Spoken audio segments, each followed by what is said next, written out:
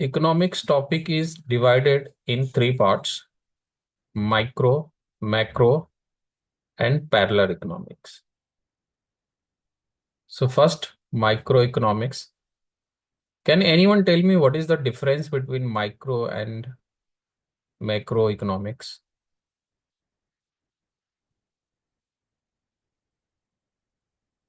What is the difference between micro and macroeconomics? Micro is too small and macro is larger. Okay,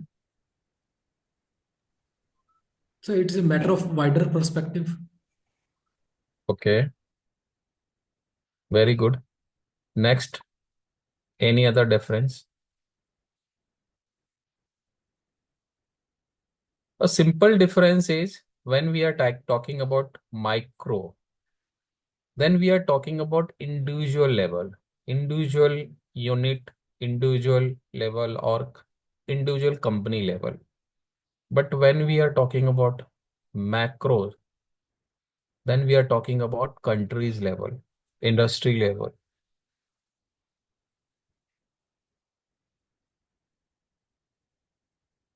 In microeconomics, we are going to learn demand theory, supply theory, then four factors of productions. In macroeconomics, we are going to learn national income, GDP, GNP, etc. The definition of micro, micro is derived from the Greek word micros, meaning small. Microeconomics deal with the small segment of societies. Microeconomics is defined as the steady behavior of a individual decision-making units, such as consumer, resource owner, and individual firms. Forms include sole proprietorship also, partnership firm also, LLP also, company also. It is also known as a price theory. So microeconomics is the defined as the study behavior of individual decision making unit. Micro derived from Latin word, Greek word micros.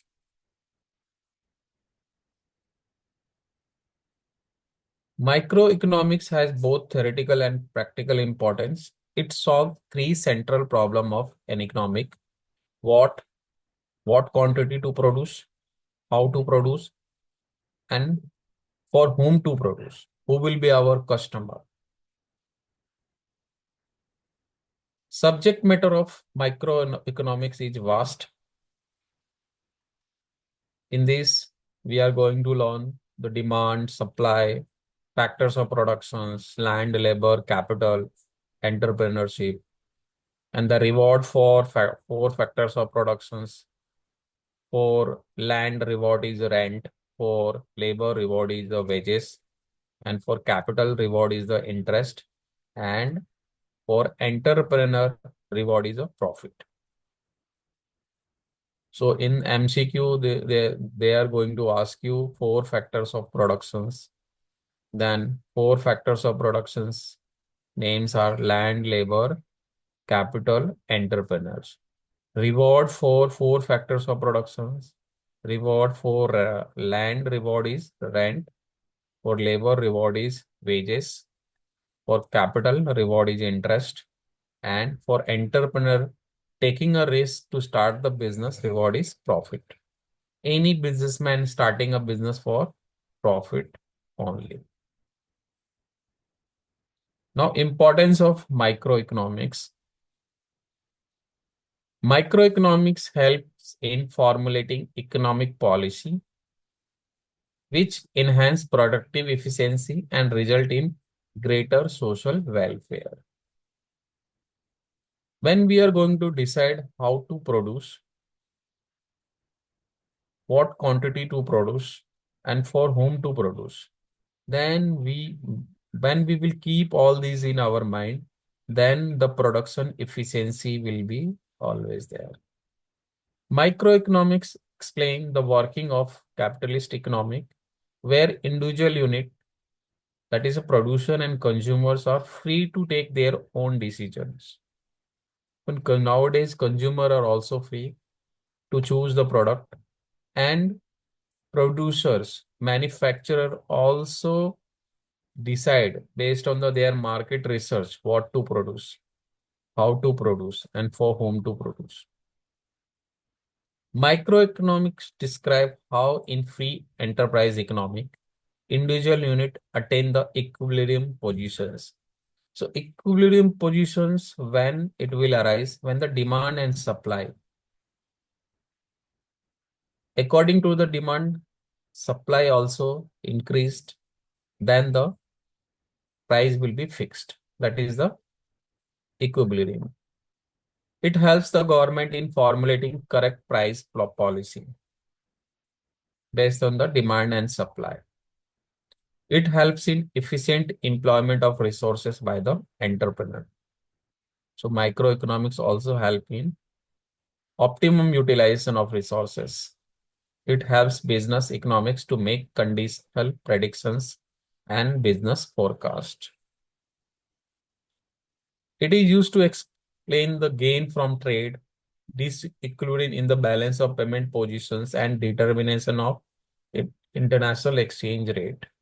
So basically, these are the role of microeconomics importance. Now, the limitations of microeconomics. Microeconomics fails to explain the functioning of an economy as a whole because microeconomics is dealing with the smaller segment of societies. So this is the limitations. It cannot explain unemployment, poverty, illiteracy, and other problems prevailing in the country. For that, we have to use macroeconomics instead of micro. Now, macroeconomics. Macro is derived from the Greek word macros, meaning large. Macroeconomics deal with the aggregate economics. Macroeconomics is defined as the study of overall economic phenomena such as problem of full employment, GNP, saving, investments, aggregate consumption, aggregate investment, and economic growth. It is also known as theory of income and employment. Since its major subject matter deal with the determination of income and employment. The study of macroeconomics is used to solve many problems of economic like monetary problem, economic fluctuation, general unemployment, inflation, disequilibrium in the balance of payment positions. So this is about macroeconomics. Now, importance of macroeconomics. The importance of macroeconomics on there are many importance. It gives overall view of growing the complexity of an economic system. It provide powerful tool to explain working of complex economic system. It provide the basic and logical framework for formulating appropriate macroeconomic policy like how to control the inflations, how to reduce the poverty, reduce the unemployment, to direct and regulate economics towards desirable goal. It helps in analyzing the reason for economic fluctuation and provide remedies. Now the limitations, macroeconomics ignore structural changes in individual unit of aggregate. The conclusion drawn on the basis of aggregate variable may be misleading. So individual units, they are ignoring. They're talking about whole economic level. Now the difference, there are many difference definitions. It is talking about individual behavior, individual unit of economy. It is talking about whole aggregate economic as a whole. Tools to analysis demand and supply is the tool. In macro, aggregate demand and aggregate supply of whole economy. It's aimed to determine the price of commodity or factors of productions. It aims to determine income and employment level of economy. It assumes all macro variables to be constant. It assumes all micro variables like decision of household form, prices of individual products are constant. Other name of microeconomic is price theory, and other name of macroeconomic is income and employment theory. I will share you this. This will help you to understand more.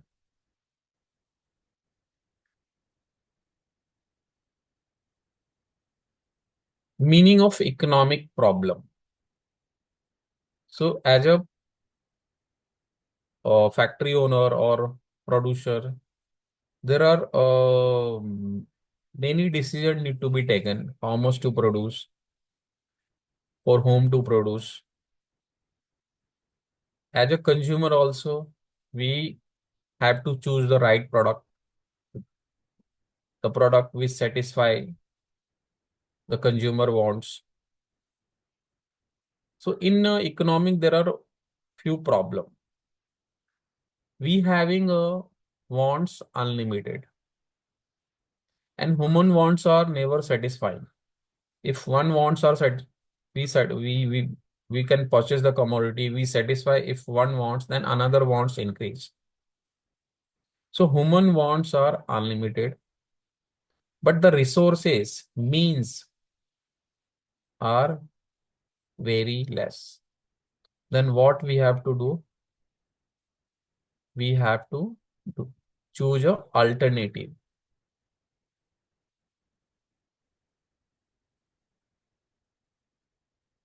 Causes of economic problem: human wants are unlimited. We having a limited economic resources, and limited means we can say, or limited capital to satisfy all our wants. क्योंकि हमारी इच्छाएं जो होती है ना, जब एक पूरी हो तो दूसरी इच्छाएं जागती है, और रिसोर्सेस कभी भी पूरे नहीं होते हैं. Resources means fund. एक इच्छा ही पूरी हुई तो दूसरी हमारी इच्छा बढ़ती है. Then what to do? Then alternative uses of resources. ऐसे रिसोर्सेस का यूज करते हैं जिससे कि बहुत सारे यूजेस हो पाए. So human wants are unlimited. Human beings have wants which are unlimited. Humans want to consume more for better goods and services, always been increasing. For example, the housing need has risen from small house to luxurious house. The need means of transportation has gone up from scooter to car. Human wants are endless. They keep on increasing with the rise in the public people's ability to satisfy them. They are attributed to people desire to raise their standard of living, comforts, efficiency, human tendency to accumulate things beyond their present need. Next is resources are limited. Scarcity of resources is the root cause of all economic problem. अगर resources limited नहीं हो, fund available हो, तो कोई problem ही नहीं है. And there is no problem. The main problem is resources are limited. Scarcity of resources is the root cause of all economic problem. All the resources are available to the people at any point of time for satisfying their wants are scarce and limited. Conceptually, anything which is available and can be used to satisfy human wants and desire is a resources. In economics, however, resources are available to individual, household, firm, society at any point of times are traditionally natural resources like a land, human resources like a labor, then capital resources like a machine, buildings, and entrepreneur means a person who start the business are scarce. So resources are always scarce, means limited. Resources capacity is relative term. It implied that resources are scarce in relation to the demand for resources. The scarcity of resources is the mother of all economic problem. It's force people to make a choice. Resources have a alternative uses. Resources are not only scarce in the supply, but they have alternative uses. Suppose if we having 100 rupees in our pocket, then that can we can use to buy a notebook or we can buy a ice cream. Both we cannot buy from that 100 rupees. So if we are buying one thing, then we have to compromise on other thing. So there is a opportunity cost. Another example, suppose we having a 1 lakh rupees in our bank account. Either we can start a small business. It is difficult to start a business with 1 lakh rupees, but this is just like an example. So we having a 1 lakh rupees in our bank account and we can start small business with 1 lakh rupees or we can put in bank for FD. We will get fixed rate of interest. Suppose we are choosing for FD, then our opportunity cost is not starting the business. Suppose we are starting the business, small business, then our opportunity cost is we miss the interest bank interest rates. So again, when we are utilizing the resources also, no, there is always opportunity cost. For example, 100 can be put in various alternative purpose such as buying a petrol, notebook, ice cream, burger, cold drink, etc. Similarly, in an area of land can be used for farming or as a playground or as a constructing school, colleges or hospital building. For constructing a residential building, etc. But return on the area of land or utility of putting 100 in various uses varies according to the use of concerned resources. Thus, the people have to make choice between alternative uses of resources. Then we have to make a choice. What is a more necessities? When we having a limited resources, then what we will do? What is a basic necessity that we will satisfy first? Then we go for comfort. Then we go for luxurious. And we will apply the resources having a alternative uses. And whenever we are choosing one thing, choosing another thing is known as a opportunity cost.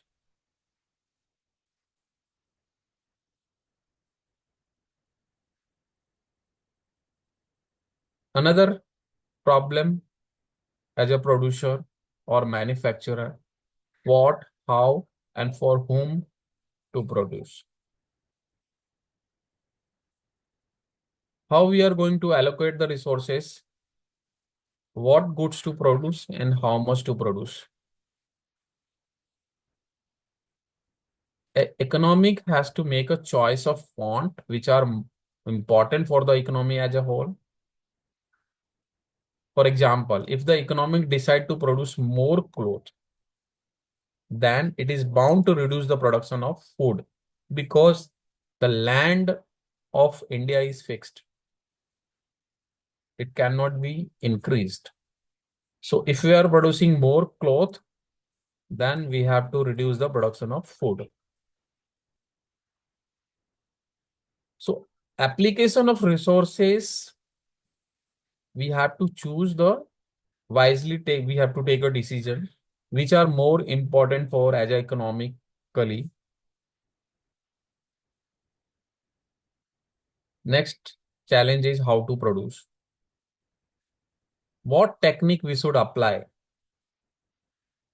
A technique of production which would maximize the output or minimize the cost should be used.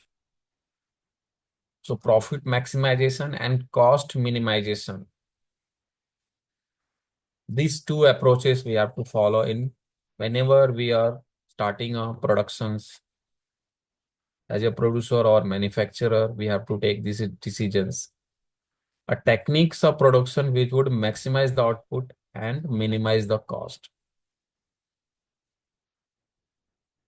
Now, for whom to produce? Who will be our customers? This is the question how to distribute the product among various sections of the society. National product is a total output generated by the firms. Goods and services produced in the economic for those who have the ability, capacity to buy them.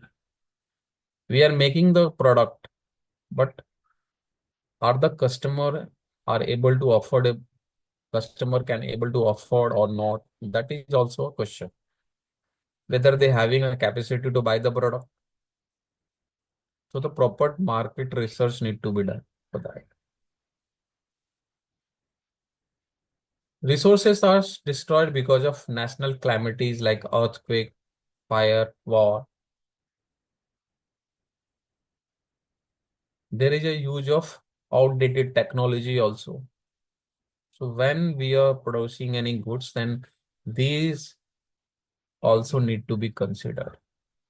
Whether our technology is outdated, then we have to consider the up to date technology.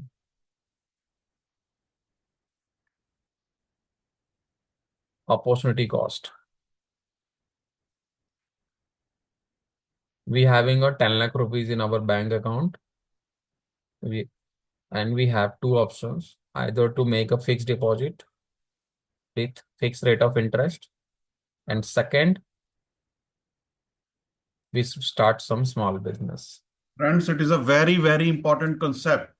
You must keep this in your mind, and many times a question has been asked on this. Opportunity cost. What is mean by opportunity cost? अगर आपको कुछ समझ नहीं लगता तो note down करके रखिए. Session खत्म होने के बाद हम इसके ऊपर और डिस्कशन कर सकते हैं. अगर आपको क्लियर है, then we will move forward. Yes, sir. Please continue. Opportunity cost defined as the cost of alternative opportunity given up or surrender. So perfect examples, if you're having a 10 lakh rupees in your account, you're having an option. Either you can put this amount into FD with fixed rate of interest, or you can start small business, any business. If you are choosing a small business, if you are starting business, then your opportunity cost is you lose the fixed rate of interest. And if you are putting this amount into FD, then your opportunity cost is not starting a business. तो आपके पास एक सीमित resources है, उस resources से या तो आप बिजनेस कर सकते हो या तो एफडी में पैसा रख सकते हो. एक चूज करोगे तो दूसरा वो सरेंडर करना ही पड़ेगा.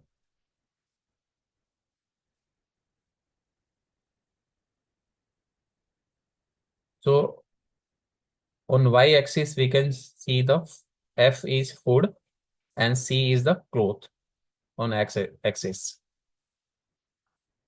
Suppose we are using more land for food. A point. F1 is the food. We are doing more food production. Then C1 is the cloth production, less cloth. If the same more land used for cloth production, then C2 point, then food production will be less, F2. Because land cannot be increased. The supply of land is perfectly inelastic. It cannot be increased. So this is the example of, this is a curve of opportunity cost graph. C is cloth and F is food. F on y-axis and cloth on x-axis.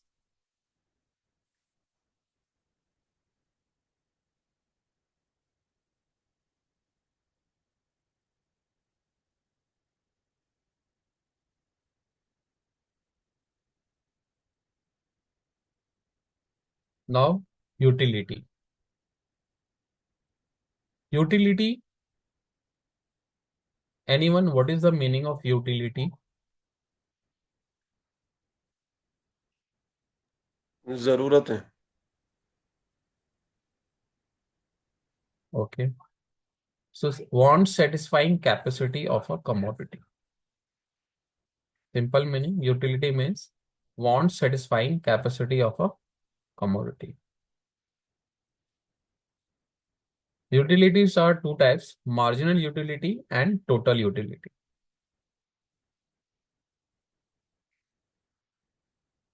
Now we are talking about law of diminishing marginal utility.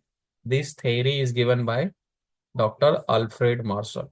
Economics, Alfred Marshall. Marginal utility and total utility. In this example, apple consumption is given an example. Suppose first apple we have consumed when we are hungry. First apple consumed, then we got satisfaction. Here we will measure the satisfaction in numbers. This is the one of the assumption in law of diminishing marginal utility theory. So satisfaction will be measured in numbers. So when we consume first apple, satisfaction will be more. Obviously, when we are hungry, we will consume first apple, satisfaction will be more. Second, when we will consume apple, then again satisfaction level will be little lesser than first apple. When we consume third apple, again satisfaction level will be lesser than second apple. So 6.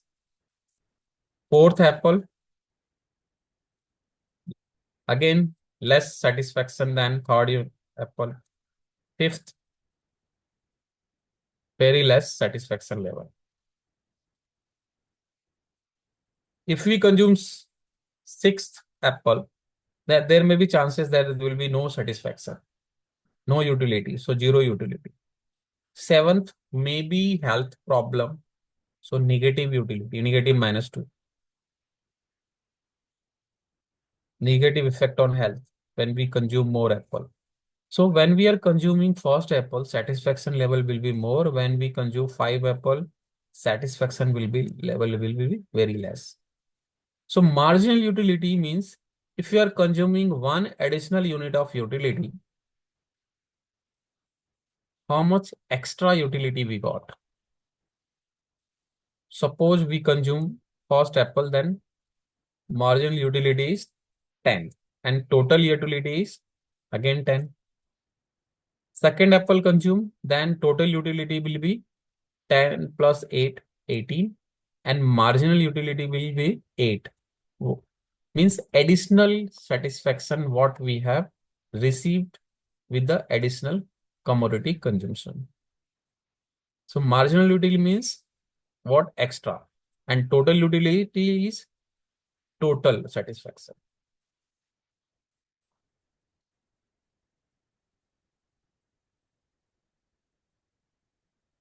Assumption. What are the assumption of law of diminishing marginal utility? The standard unit of measurement is used.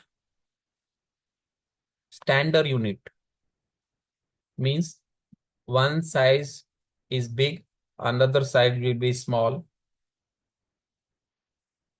So standard unit, when we are comparing two commodity, then the standard unit of measurement to be used. Otherwise, there will be chances in second commodity consumption satisfaction will be more. So standard unit of measurement to be used. If the measurement is very large or very small, then this theory will not work. Example of inappropriate units are like a rice measures in gram, water in drops, diamond in kilograms. Next, homogeneous commodity. similar type of commodity. We can compare apple with the apple only. Apple and grapes, we cannot compare. Otherwise, satisfaction level, this theory will not hold true. Third, continuous consumption. This is also important assumptions. Suppose one apple we consume in the morning and second in the evening. Then this third theory will not hold true. So continuous consumption is important. And fourth, mental and social condition of consumer must be normal. So sound mind person's judgment, we can ask whether you received a satisfaction more in first, less in second. So sound person will give a true idea. Unsound mind persons, we cannot rely on the decisions of unsound mind person or opinion of unsound mind person. So these are the four assumptions.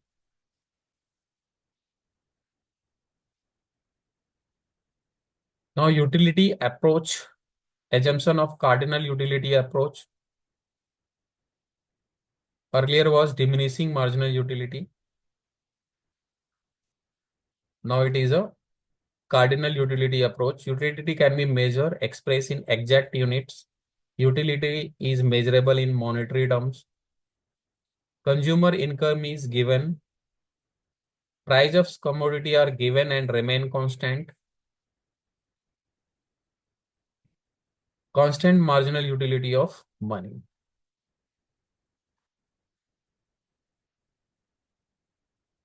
We will see the graph also.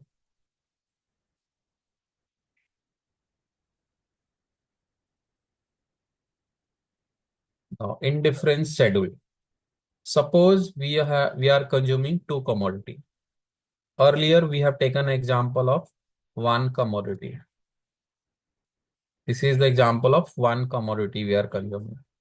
Now, suppose we are consuming two commodity, X and Y commodity.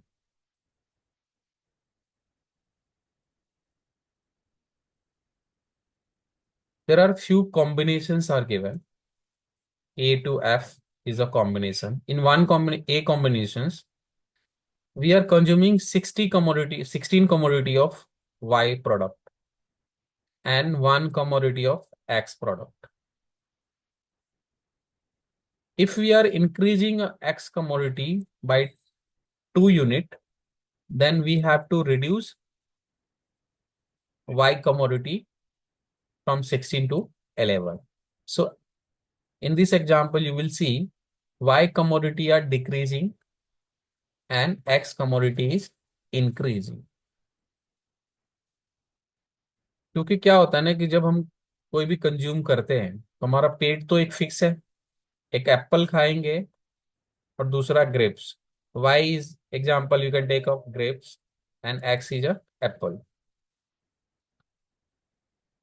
अगर ये 16 consume किया तो एक ये size का, ये अगर 11 consume कर रहे हैं देन 2, क्योंकि पेट का जगह तो फिक्स है. या ये बढ़ा रहे हैं तो ये कम करना होगा, ये कम कर रहे हैं तो ये बढ़ाना पड़ेगा. So when we are taking two commodity, we are consuming a two commodity, then this is called indifference curve or theory of substitution. One product is increasing, then another product we have to reduce. In F combination, we can see we are consuming one Y commodity and 6 X commodity. And graph, you can see this. This is same like a opportunity cost.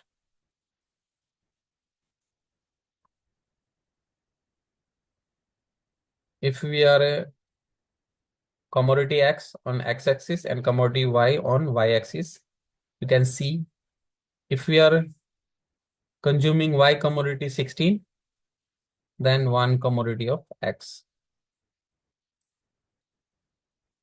If we are consuming 6 commodity of X, then one commodity of Y.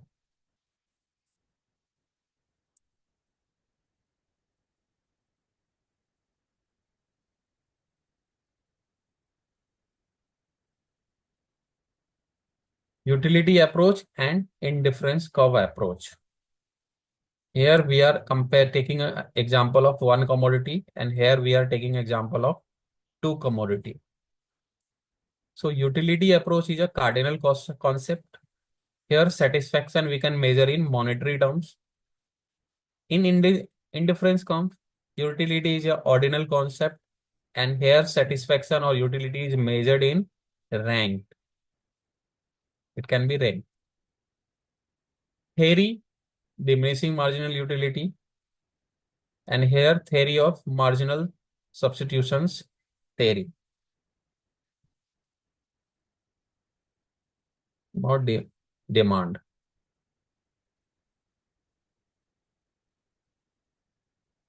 Demand is a function of various things.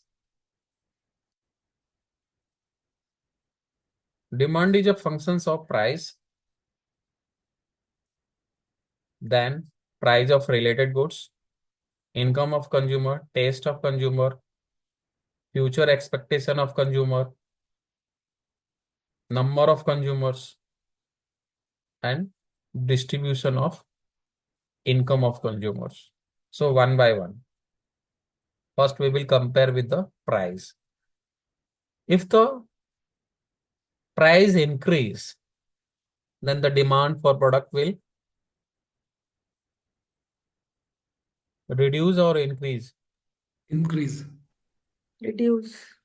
If the price Reduce. increase, Reduce. Reduce. if the price increase, the demand will Reduce. reduce. Reduce. If the price decrease, then demand. Increase. Increase. Increases. Let's say the iPhone is available at 10 rupees. The demand for iPhone will increase or not? Increase. Increases. Yes, sir. Yes. Increase. So demand and price, which relation? Inverse relation. Inverse. Reciprocal. If the price increase, demand will decrease. Decrease. If the price decrease, demand will increase. Increase. So inverse relation. Second, price of related commodity.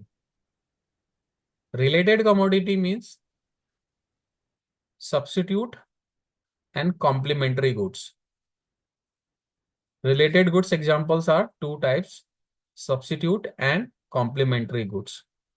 Substitute tea and coffee, and complementary goods car and petrol. If the price of tea increase, then demand for coffee Will increase. will increase. If the price of coffee increase, then demand for tea Decreases. Will Increases. increase. Increases. Increase. even if the price, there is a substitute relationship between tea and coffee. Both are competitive. If the price of tea increase, then the demand of coffee will increase. People will prefer more coffee.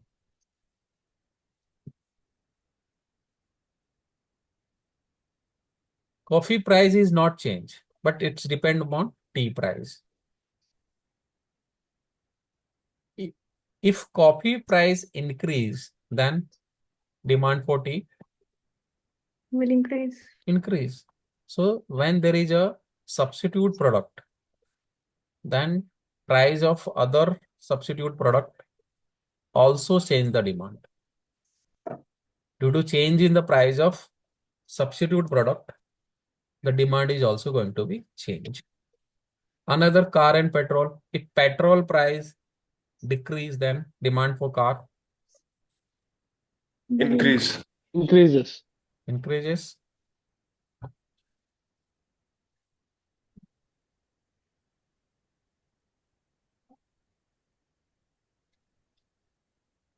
Next is test. Next is Y, income of consumer. Income of consumer. If income of consumer increase, then demand for product Increases. Increase.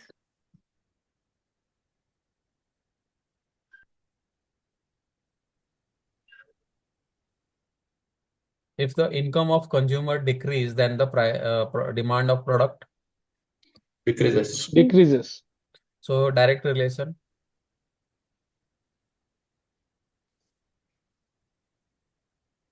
Way consumer है, उसका पहले 10 लाख का package था, अभी उसका 50 लाख का package हो गया, देन वो डिमांड और भी प्रोडक्ट का कर सकता है, यस और no? Yes. Next, taste and preference of consumer. If consumer stick to the taste and preference, then the demand will not change.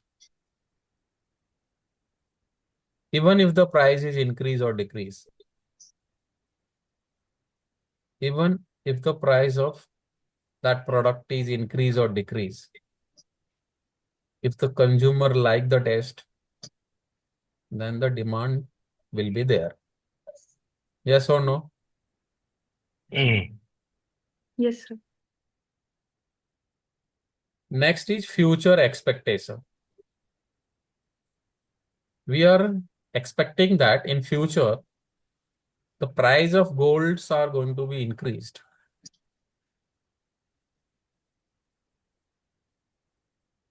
Or any commodity, that price is in the new year going to be increased. Then what we are going to do today?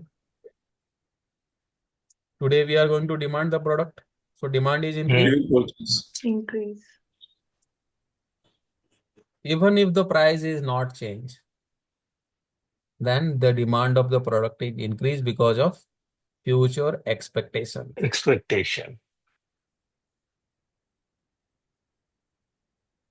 Then number of consumers.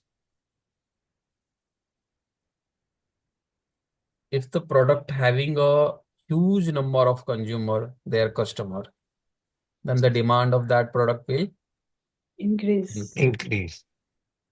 And if the product having a very less consumer, then the demand is less. Decrease. And the last is distribution of income. Distribution of income depend upon the tax prevailing in our country. Disposable income, we can say. Suppose the tax rate in our country is 30%. Then disposable income in our hand will be 70%.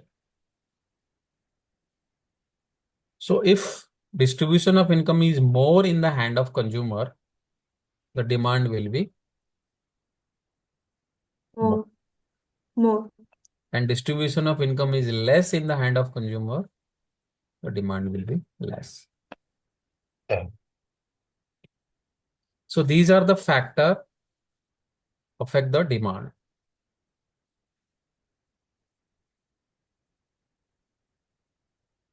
Now we will study the law of demand.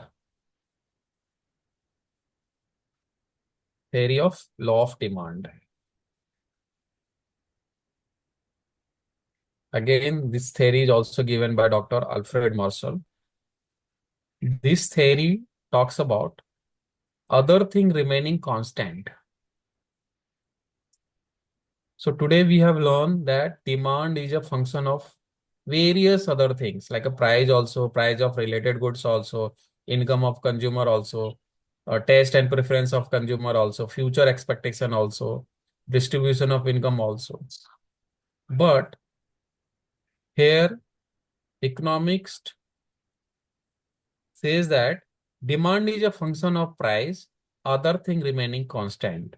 Means other thing, no changes in the technology, no changes in the price of substitute, no changes in the income of consumer, no changes in the distribution income of consumers, other thing remaining constant.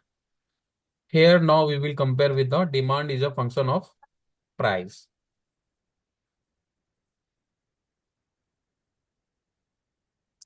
So demand is a function of price only now.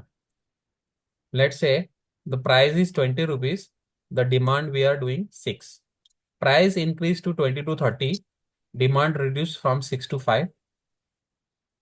Price further increased to 40. Demand further reduced to 4. Price further increased to 50. Demand further reduced to 3. Because there is an inverse relation. If the price is increasing, demand need to be reduced. Now the assumption of law of demand. Few assumption we have to keep in our mind. First assumption, the price of related goods remain same.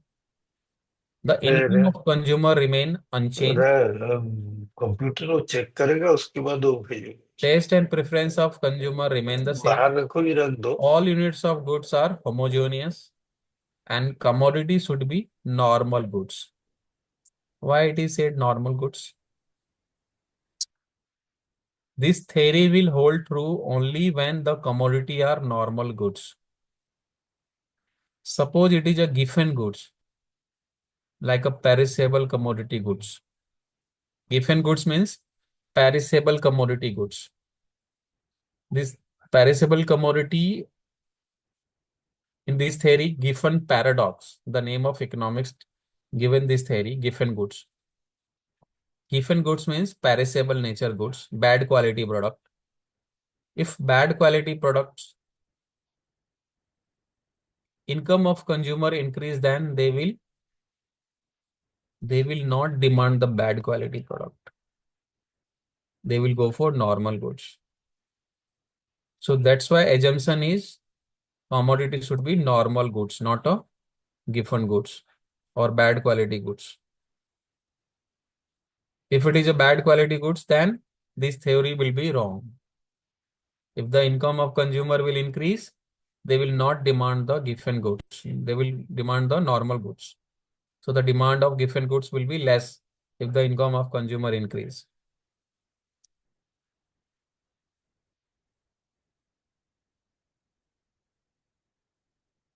We can see the demand curve. It is just downward slope. When the price is 50, demand is only 3. When price changed to 40, demand increased. Price further reduced to 30. Price further increased to 5. Quantity increased to 5. Price further decreased to 20. Quantity demand increased to 6. Another way, if the price is 20, quantity is 6. Price increased to 30. Quantity demand reduced to 5. Price further increased to 40. Demand further reduced to 4. If price again increased to 50, demand reduced to 3.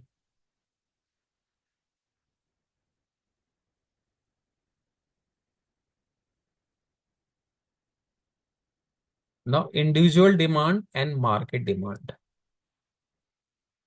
Individual demands means one person individual demand, one firm individual demand, and market demand means total aggregate demand in economy.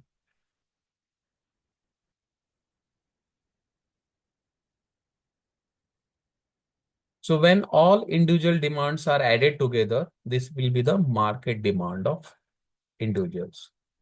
So QA is a one individual demand, QB is another individual demand. If all individual demands are added, then it will be market demand. Again, we know that demand is a function of price. So if price change from 2 to 8, demand of QA reduce from 4 to 2, 4 to 1, and QB reduce from 5 to 2. Price decrease, price increase, demand is decrease. And market demand also 4 plus 5, 9, and 1 plus 2, 3. So when the price is 2, market demand is 9. When the price increase to 8, market demand is 3.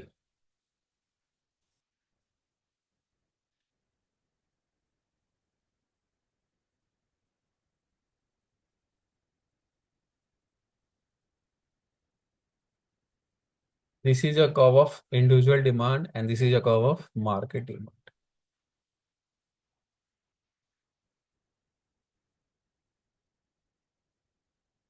Now we are going to learn expansion and contraction of demand. Expansion and contraction of demand. Changes in demand due to changes in price of the goods. So if price is reduced and demand is increased, that is a extension of demand. And if price is increased and reduce the demand, that is a contraction of demand. But changes of demand is a function of price. So here we will compare with the price only. So if price is reduced, demand is increased, that is an extension of demand. If price is increased and demand is reduced, that is a contraction of demand. Example, the price is 3. Price is 3 and demand is 90. This is the actual demand. Now revised price. If the price reduced from 3 to 2 and quantity demand increase from 90 to 100. So price is reducing from 3 to 2 and demand is increasing from 90 to 100. That is a expansion or extension of demand. Another example, price increase from 3 to 4 and demand reduce from 90 to 80. Why? Because price is increasing. So this is a contraction of demand.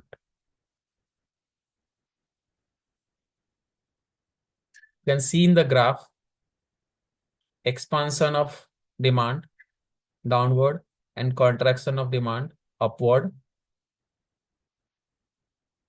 Original price was 3 and demand is 90. If price reduced from 3 to 2, demand increased 90 to 100. And if price increased 3 to 4, demand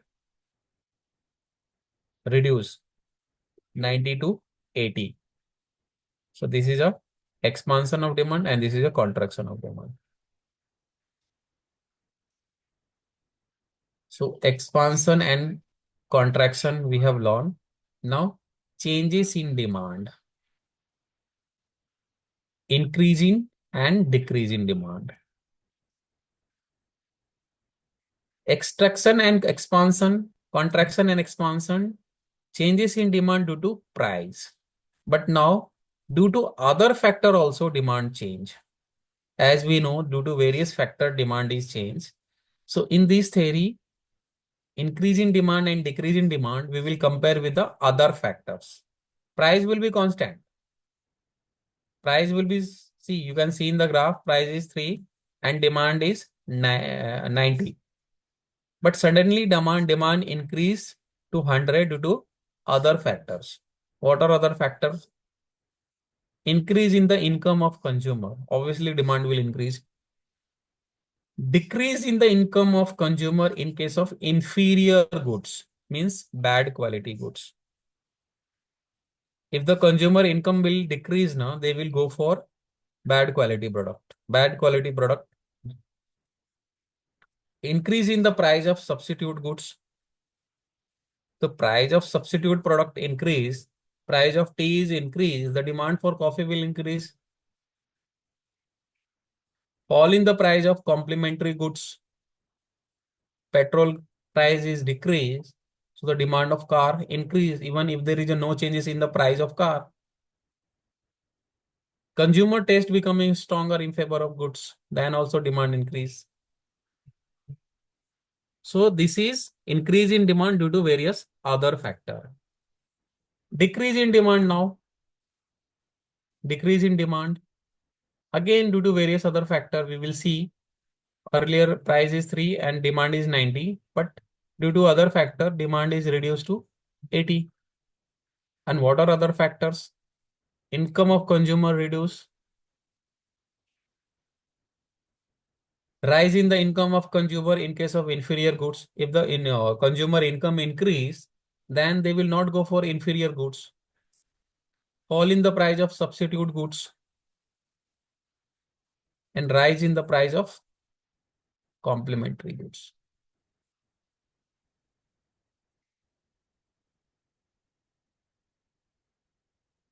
Sir, last 2 points, please repeat. Which one? This only. Rise in the price of complementary goods. If the petrol prices increase, demand for car will reduce. If the car price even is not change. Consumer taste becoming unfavorable, then also demand will reduce.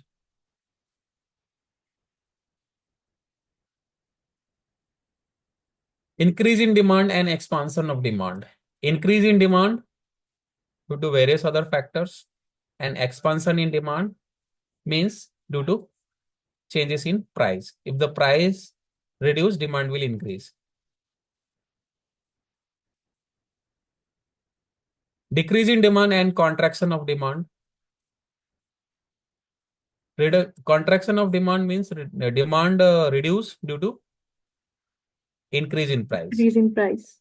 And in decrease in demand, demand reduce due to various other factors.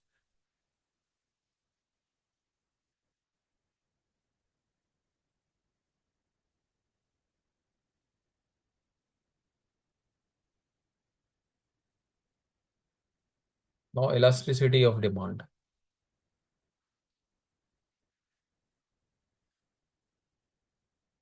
As we know that if the price is going to change, demand is going to change. Demand is a function of price, other thing remaining constant. But how much percentage? Equal percentage. Suppose 1 rupees the price is decreased, then the demand will increase by 1 unit or 2 unit. How much percentage? That will tell you elasticity of demand.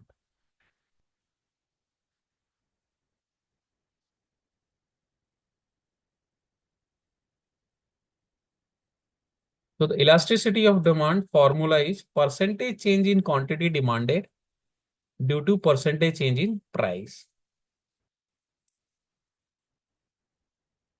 Percentage change in quantity demanded due to percentage change in price. Or simply, what is the actual demand change divided by changes in price?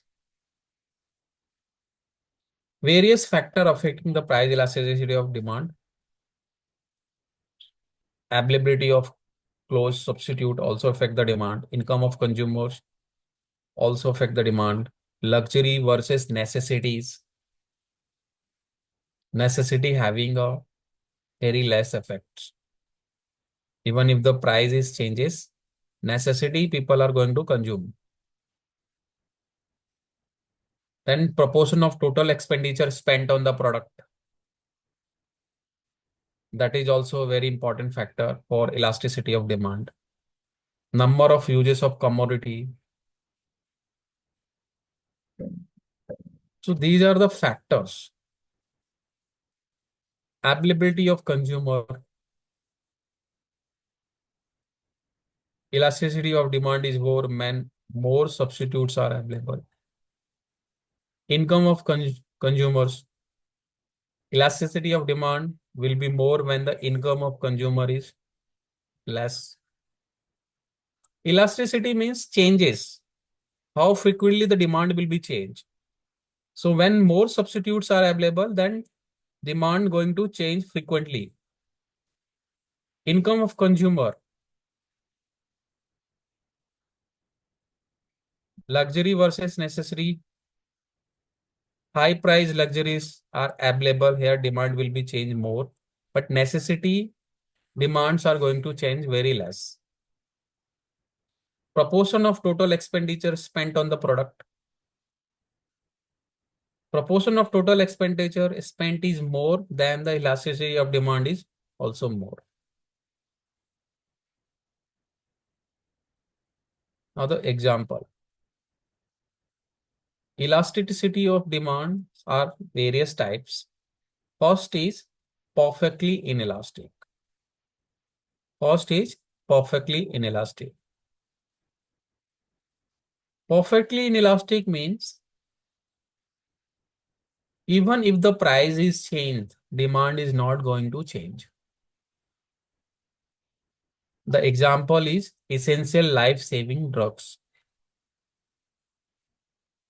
This is the most important things. Even if the price is increase or decrease, the demand will be always there. So, and the slope of demand curve is vertical. Next is inelastic.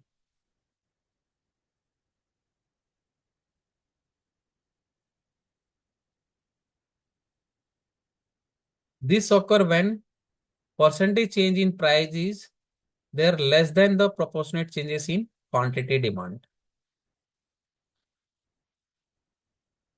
Percentage change in price is more and percentage change in demand is less.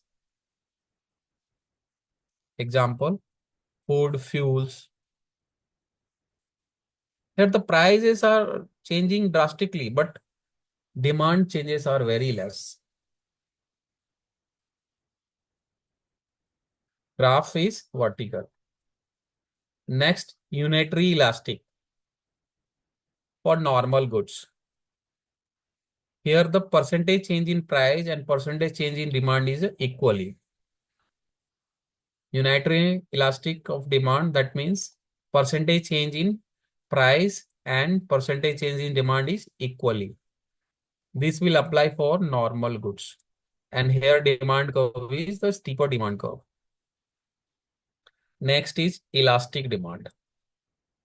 Here percentage change in price is less compared to percentage change in demand. So demand is changing more. Changes in price is very less, but demand percentage is more. Example, luxuries like eating in 5-star hotel.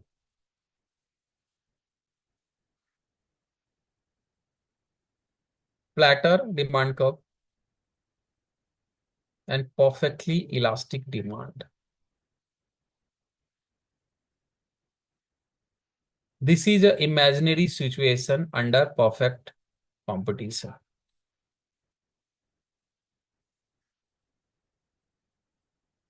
Because perfect competitions not in our economic.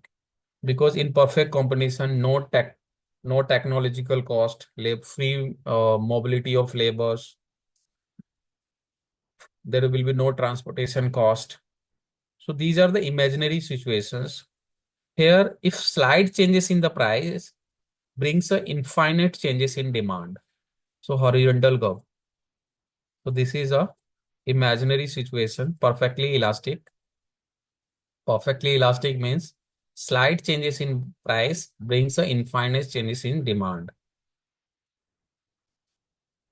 So try to remember the curve name and the 5 types of elasticity of demand. Perfectly inelastic, percentage change in price but no changes in quantity demand. Vertical curve. Inelastic, percentage change in price is more than the percentage changes in quantity demand. Vertical, then equal percentage, then here demand is more changing than the percentage change in price. And here slight changes in price brings a infinite changes in demand. This is the imaginary situation and horizontal demand curve.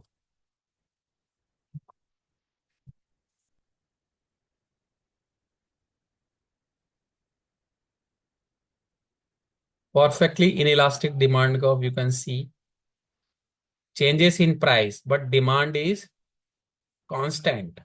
Life-saving drug example. Even if the price is changes from P to P1, price decrease, and P to P2, price is increase, but the demand is constant. Demand is not changing.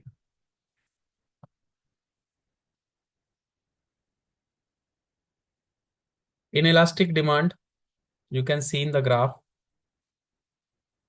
price percentage changing more, but the demand is changing very less. Price is changing P to P1, decrease more, but demand in increase less as compared to price. And this is the inelastic demand. Unit elastic, price decrease from P to P1, same price and demand is same percentage, in a same percentage, equal P to P1 and Q to Q1. Now elastic, price changes less and demand changes more. And this is a perfectly elastic. Slight changes in price brings infinite changes in demand. So we cannot able to differentiate. Little bit changes in the price brings infinite changes in demand. Sir, example of this? This is the imaginary situation in perfect competition. We are in our country going through pure competition. In worldwide also, we are having a pure competition, not a perfect competition.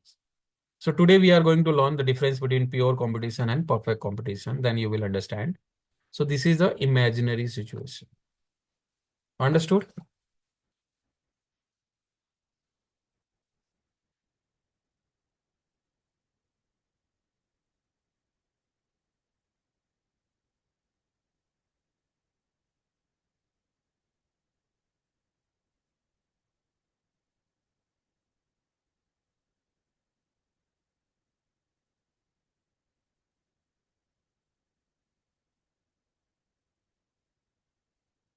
Now cost.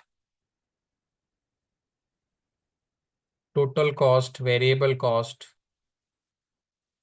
marginal cost, explicit cost, implicit cost. So difference between explicit cost and implicit cost. Explicit cost, it include actual money expenditure incurred by a firm in hiring or buying the factors it need in the production process. Example like we are paying a rent for premises. We are paying wages to the labor. We are paying interest for loan or capital. Insurance for factory coverage. So these are the explicit cost. Implicit cost is not an actual money expenditure, but the cost of factor owned by the firm and used by the firm in its production process. So this is not a actually cost. Like suppose businessman giving their time to the business. Is this cost? Because they are not paying to self. Example, wages for self-labor, rent for self-owned premises. Suppose we are using our house for business purposes also. Then this is a implicit cost, not a explicit cost. Businessman time giving for the business, their own business. That is a implicit cost. Now total cost. Total cost equal to total fixed cost plus total variable cost. Total cost equal to total fixed cost plus total variable cost. Fixed cost means rent. Even if you are producing one commodity or 10 commodity, fixed cost will be the same. Rent, salary of permanent employee. Variable cost, cost of raw material, Variable cost depend upon the how much we are going to produce. For one commodity, less raw material, and for 100 commodity, more raw material. So variable cost depend upon the how much quantity we are going to produce, and total fixed cost is always remain the same. So fixed cost, you can see the graph, always constant. Even if we are choosing one commodity or four commodity, fixed cost is same. So total fixed cost. Fixed cost example, overhead, wages and salary of permanent worker, depreciation in the machinery, insurance amount, rent. These are the fixed cost. Variable cost, you can see the graph. When we are producing zero commodity, zero variable cost. When we are producing more commodity, then more cost.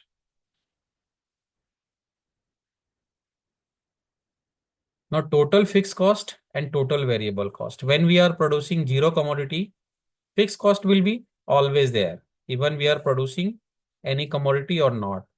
Then TVC, total variable cost, is zero when we are not producing any commodity. When we started one, then total fixed cost same and variable cost is 10. More commodity we are going to produce, total variable cost is going to be increased but at a declining rate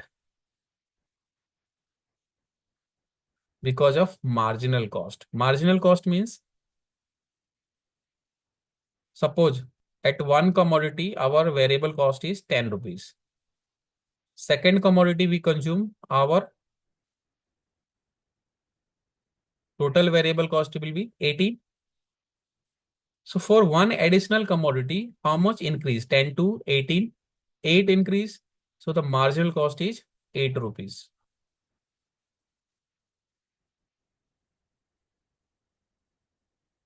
Fixed cost and variable cost. Fixed cost,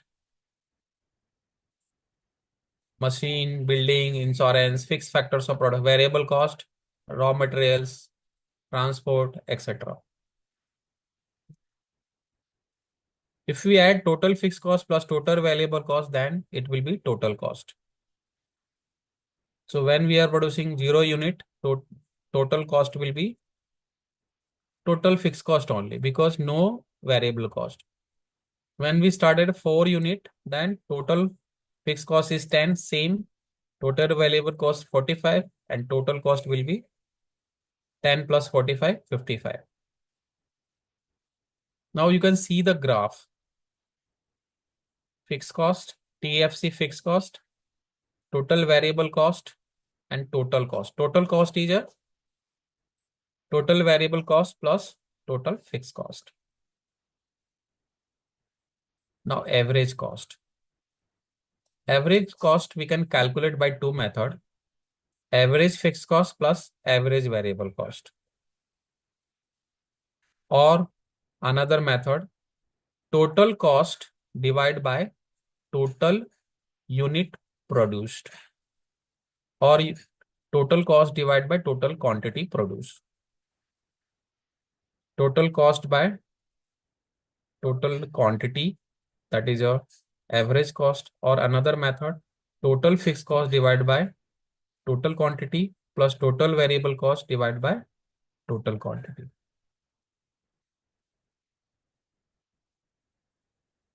Average variable cost, how to find that?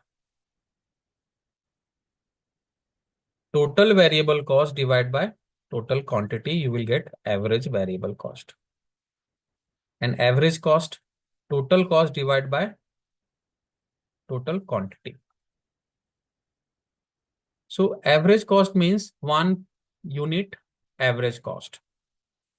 Suppose we are producing 100 unit and total cost is 1 lakh rupees. Then one unit cost is 1000 rupees.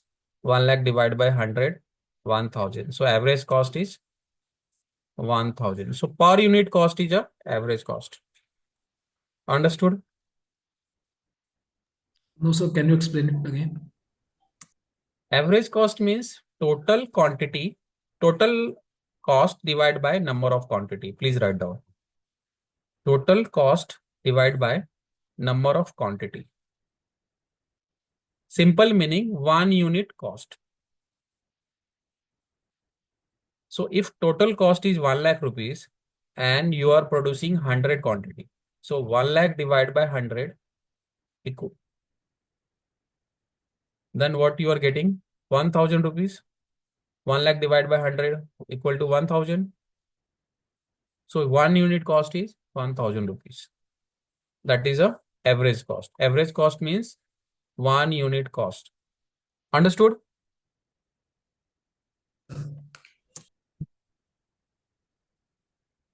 Average fixed cost. Total fixed cost divided by number of unit produced. Average variable cost. Total variable cost divided by number of unit produced.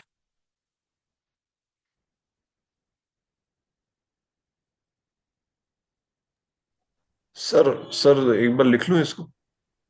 मैं share कर दूंगा ये.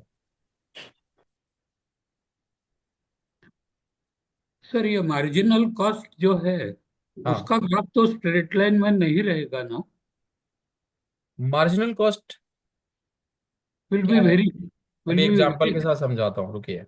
थोड़ा confusion है sir. Average cost समझा आपको? हाँ जी. Total cost समझा? Yes sir. वेरिएबल कॉस्ट समझा? समझा. फिक्स कॉस्ट समझ गया. अभी मार्जिनल कॉस्ट पे आते हैं. हाँ ठीक है. जब तो marginal see the graph. When we are consuming 0 unit, our हाँ. total cost is 10 rupees. Why 10? Because of fixed cost. Yeah. When we started 1 unit, our total cost is 20 rupees. 10 rupees fixed cost and 10 rupees variable cost.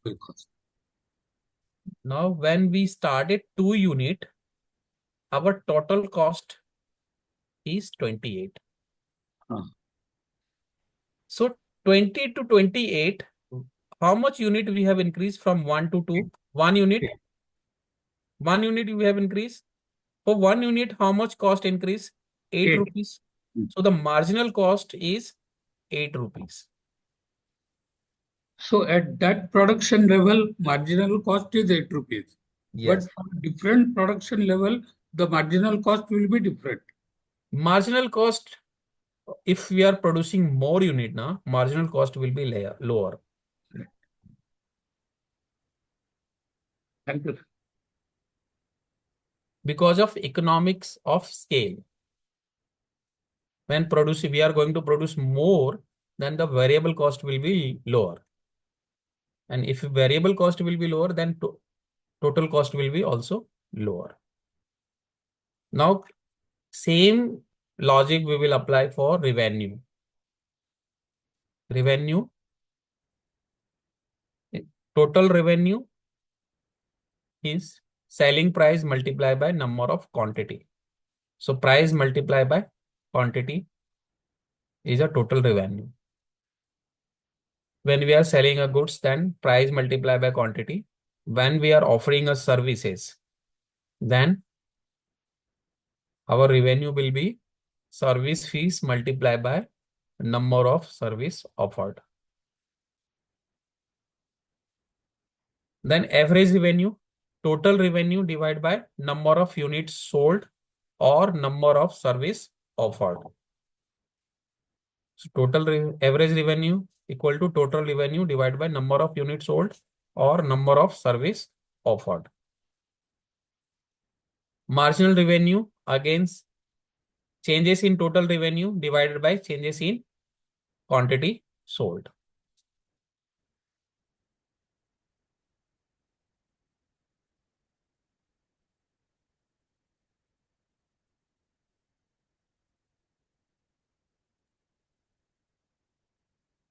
Now supply.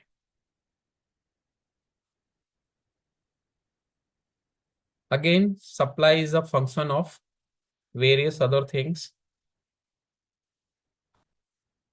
Supply is a function of price of commodity, price of related goods, technology, cost of production of per unit, and government policy. So if the prices of commodity are more increase, then the more and more manufacturer will attract towards this product, because here the prices are increasing, so the profit margin will be more.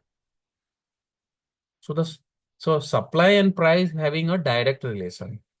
If the price is increasing, supplies are going to be increased, because it motivate producer or manufacturer to produce more. So what is the relation between demand and price? Directly proportional. Inverse relation. But in supply and price, direct relation. Price of commodity, then technology. Technology also increase the supply and decrease the supply. Better technology will increase the supply. Cost of production, if reduce, and the supply will increase. If cost of production will increase, supply will decrease. Government policy and tax rate. If tax rates are more, supply will be less, because the revenue for manufacturer will be less, profit will be less, profit margin.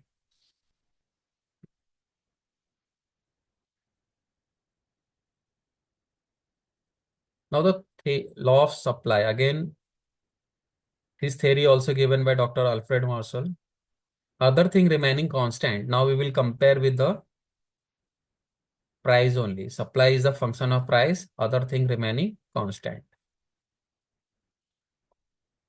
These are the assumption. Price of related goods remain unchanged. Price of factors of productions means remain same. That means price of raw material, wages, salary remain same.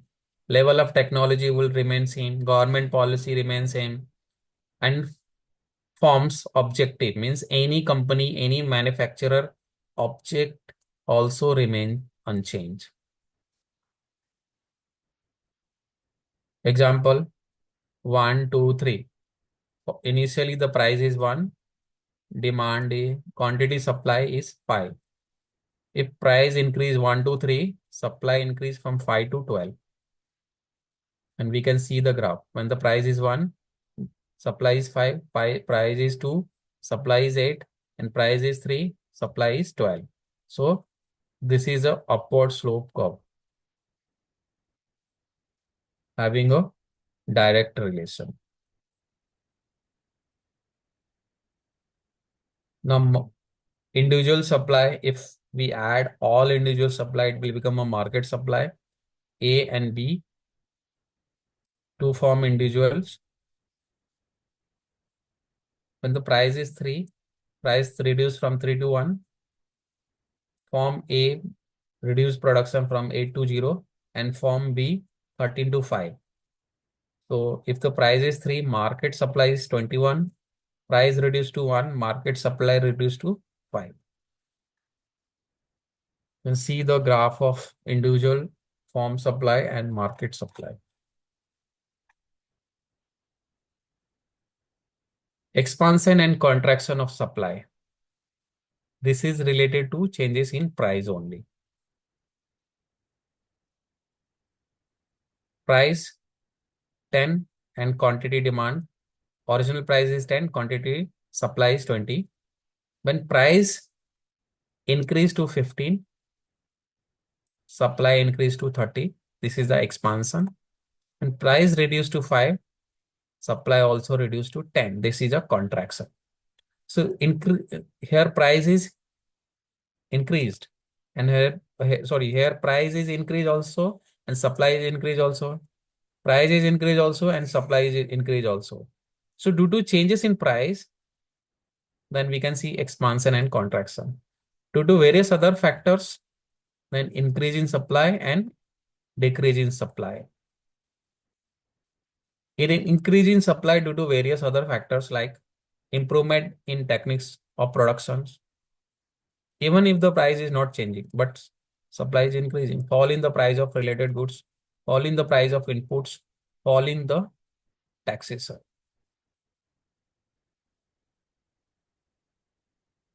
Increase in supply, you can see the price is same, but the supply increase from S to S1, 20 to 30 quantity.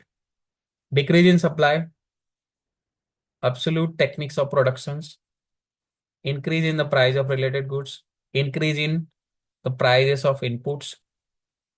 Inputs means cost of production, raw material cost, wages, salaries, and rises in taxes. So price is reduced, supply is also reduced.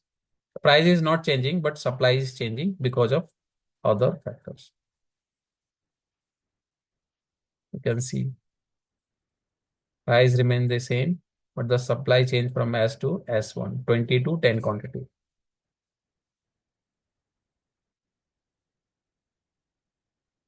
Now forms of market. The market, we know in the market buyer and seller, where the buyer and seller met, that is called market. But there are various types of competition in the market. Perfect competitions, pure competitions, monopoly, monopolistic competition, oligopoly, one by one.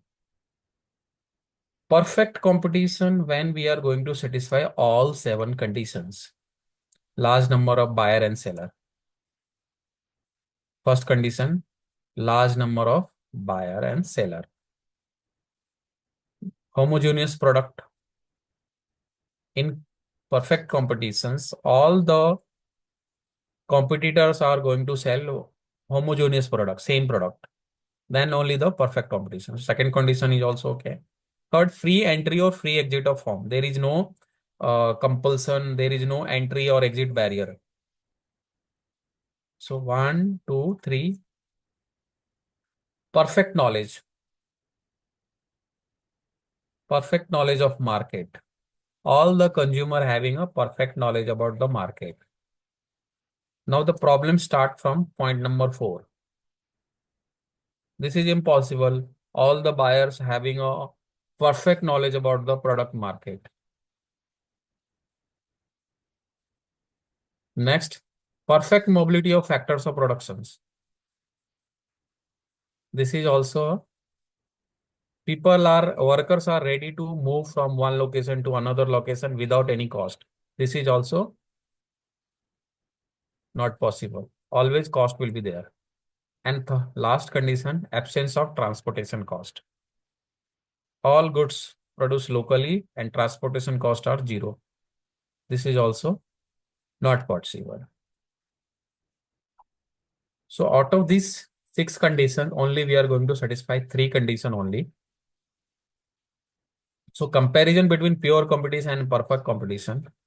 Pure competition is the market situation where very large number of buyer and seller, product are homogeneous and free entry and free exit in the firm. So if 3 conditions are satisfying, then it is a pure competition. Large number of buyer, products are homogeneous and free entry and free exit. This is 3 conditions, that means pure competition. And if satisfying all the 6 conditions, that means perfect competition. Monopoly. Mono means one or single and poly means seller. So when single seller in the market, that is called monopoly. So government having a monopoly in railway sector because the railway is the only options available. In railway sector, government having a monopoly means single seller in the market. Monopoly, single form, no close substitutes are available. Here price maker, whatever the seller are going to charge, people are going to pay. Barrier to entry and price discrimination also. If seller want to charge one price to one and another price to another person, that is also policy possible in monopoly.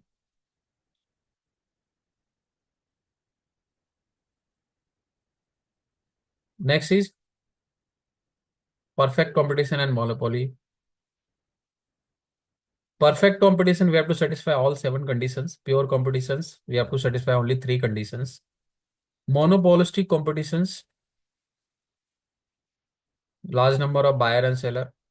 Product differentiation will be there. Free entry, free exit, imperfect knowledge, and selling cost will be there. Oligopoly, few.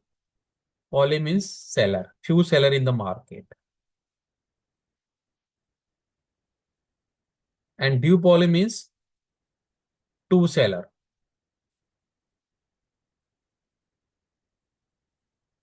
I will share you this. So perfect comparison of perfect competition, monopolistic competition, monopoly and oligopoly. You can go through this.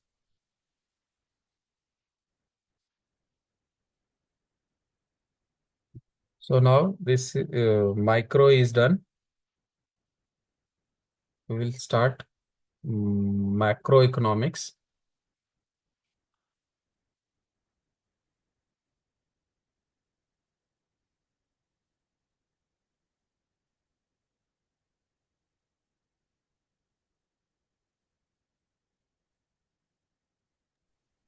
Sir, may I ask you something? Yes, please. Sir, implicit and explicit, what is the difference between them? Implicit cost and explicit cost.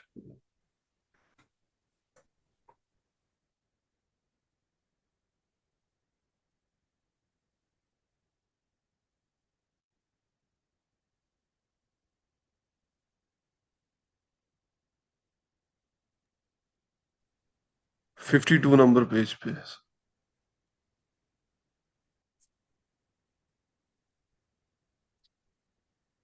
Implicit, अगर आप अपना land use कर रहे हैं, अपने ही घर का members उसको हैंडल कर रहे हैं, you are adding implicit. Explicit is total, whatever is direct expenses. Explicit cost like wages, rent, interest, insurance. What you are doing actually, where you are paying. Implicit cost is indirectly cost. You are not paying anything from your own pocket. Hence, entrepreneur or businessman giving their time in the business. That is your implicit cost. अगर वो कहीं दूसरे जगह job करता तो उसको कुछ ना कुछ तो रिवॉर्ड मिलता ना, सैलरी मिलता था उसे, बट वो अपना टाइम बिजनेस में दे रहा है तो वो भी एक कॉस्ट ही है. या फिर अपना प्रेमाइसिस रेंट पे दे रहा है, रेंट पे दे सकता था, अब वो प्रेमाइसिस को बिजनेस में ही यूज कर रहा है. That is a implicit cost. समझ में आया? Yes, sir.